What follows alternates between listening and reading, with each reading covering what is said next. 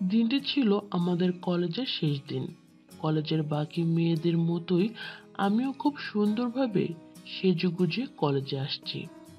আমার নাম দিয়া। দেখতে খুব সুন্দর। যেরকম মুখশ্রী সেরকম ফিগার। সুন্দর টানা টানা চোখ, মায়াবী হাসি, ভরা ডবকা বুক। সরু কোমরের অধিকারিণী এই দিয়াকে দেখলে বেশিরভাগ মানুষের দাঁড়িয়ে যায়। এ কথা মানতেই হবে তোমাদের। যুবক কিংবা বুড়ো সবাই এর বাহিরে না। আজ আমি খুব খুশি, কারণ আজ কলেজের শেষ দিন। সাথে এই কারণে মনটা খারাপ যে আবিদ স্যারের সাথেও আর দেখা হবে না। হ্যাঁ, আবিদ স্যার। এই আবিদ স্যারই হলেন আমার কলেজ ক্রাশ আর আমার গোপন ফ্যান্টাসির নায়ক। এই স্যারই আমার ভালোবাসা, আমার স্বপ্ন। এমন কোনো রাত নেই যে স্যারকে না ভেবে কাটিয়েছি। অনেকদিন স্যারকে কল্পনা করে শান্ত করেছি নিজেকে। কলেজে প্রায় প্রত্যেকটা ছেলে আমার পেছনে ঘুরলেও আমি কোনো ছেলেকে পাত্তা না দিয়ে সবসময় স্যারের চিন্তাতেই মগ্ন থাকি। আর নানা কিছু চিন্তা করতাম। অনেকবার অনেক অজুহাতে চেষ্টা করেছি স্যারের কাছে আসার, কিন্তু তেমন পাত্তা পাইনি। সেটাই স্যারকে ঘনিষ্ঠভাবে পাওয়ার জেদকে আরো বাড়িয়ে দিয়েছে। আজ আমি ঠিক করেই এসেছি যে যেভাবে হোক একবার শেষ চেষ্টা করতেই হবে। কলেজে গিয়ে সমস্ত অনুষ্ঠানের মধ্যেও আমার নজর ছিল আমার স্বপ্নের নায়কের ওপর। কিন্তু এইখানে কোনো সুযোগ হইতেছে না। আর এত লোকজনের মাঝে কি করা যাবে? মনটা খারাপ হতে থাকলো। কিভাবে কি করা যায় এমন ভাবতে ভাবতে ঠিক ওই সময় কোনো একটা কাজে আবিদ স্যার সেখান থেকে বেরিয়ে যান। আর তা দেখে আমিও বেরিয়ে গিয়ে ওনাকে ফলো করতে থাকি। একটু পরে দেখি স্যার নিজের কেবিনে ঢুকছেন কোনো কাজে। এটা দেখে খুশিতে লাফিয়ে ওঠে আমার মন। এখন সবাই অনুষ্ঠানে, এদিকে কেউ আসবে না। আর স্যারকে ওনার কেবিনে একা পাওয়া যাবে একদম। এই সুযোগটা হাতছাড়া করা যাবে না। আগে থেকে সেজেগুজে এসেছি, তারপরেও তাড়াতাড়ি নিজের ব্যাগ থেকে মিনি মেকআপ কিট বের করে হালকা মেকআপ করে সাথে শাড়িটা ঠিকঠাক করে নিলাম। আমাকে এখন যা লাগছে তাতে চোখ ফেরানোই দায়। উফ ভগবান, যেন সময় নিয়ে নিজের হাতে গড়েছেন আমাকে। আয়নায় নিজেকে দেখে মুগ্ধ হইতেছিলাম। আর সময় নষ্ট না করে আমি সোজা গিয়ে আবিদের কেবিনের দরজায় নক করলাম। ভেতর থেকে কামিনী শোনার পর আস্তে করে দরজা খুলে মুখ বাড়িয়ে হালকা একটা হাসি দিলাম। আবিদ: আরে রিয়া যে, এত সুন্দর মজার অনুষ্ঠান ছেড়ে এখানে কি করছো এখন? আমি: আর কবে দেখা হবে জানি না স্যার, তাই একটু দেখা করতে এলাম আপনার সাথে। স্যার: আচ্ছা আচ্ছা, তা বেশ তো, ভেতরে এসে বসো। আমি ভেতরে গিয়ে চেয়ারে বসলাম। ওপরে ওপরে নিজেকে ঠিক রাখার অনেক চেষ্টা করলেও ভেতর ভেতরে উত্তেজনায় কাঁপছি আমি। এটা সেটা কথা বলতে শুরু করলাম আবিদের সাথে। কেবিনে এসি থাকলেও ঘামতে শুরু করলাম। তা দেখে আবিদ জিজ্ঞেস করলো যে, কি হয়েছে তোমার? শরীর ঠিক আছে কিনা? এদিকে আমি কিছুতেই নিজের মনের কথা বলতে পারছি না আবিদকে।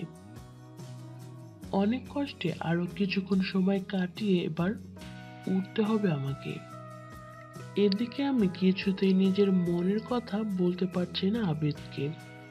অনেক কষ্টে আরো কিছুক্ষণ সময় কাটিয়ে এবার উঠতে হবে আমাকে। খুব হতাশ হয়ে ভাবছি যে আর কি করা যায়, আর কি করা যায়। কথা শেষ করে হাত মেলানোর জন্য এগিয়ে যেতে গিয়ে আমি ইচ্ছে করেই এমনভাবে হোঁচট খেয়ে যে একেবারেই আবিদ স্যারের উপরে গিয়ে পড়লাম। চেয়ারে আবিদ স্যার বসে আছে আর তার উপরে সুন্দরী দিয়া। আমার পারফিউমের গন্ধ আস্তে আস্তে আবিদকে মুগ্ধ করে দিচ্ছে। তাও নিজেকে সামলে আবিদ আমাকে তুলতে চেষ্টা করলো, কিন্তু আমি সেটা করতে না দিয়ে হঠাৎ করে আবিদের মাথাটা নিজের দিকে টেনে চুমু দিতে শুরু করলাম। আমার এই ঘটনায় আবিদ পুরোপুরি হকচকিয়ে গেলেও কিছুক্ষণ নিজেকে সামলে সেও আমার চুমুর রেসপন্স দিতে লাগলো। যতই হোক, সে একজন পুরুষ। আমার মতন একজন মেয়ে করে বসে তাকে নিজের দিকে ডাকলে কারোর এ ক্ষমতা নেই সেই সুখ উপেক্ষা করার। দুজনে গভীর চুম্বনে মত্ত হয়ে গেলাম। পাগলের মতো চুমু খাচ্ছি দুজন দুজনকে। এভাবে কিছুক্ষণ পর ছাড়লো একে অপরকে। দুজনেই হাঁপাচ্ছে। আমার লিপস্টিক পুরো সাফ করে দিয়েছে আবিদ। আবিদ দিয়াকে কোল থেকে নামিয়ে দুজনেই দাঁড়ালো।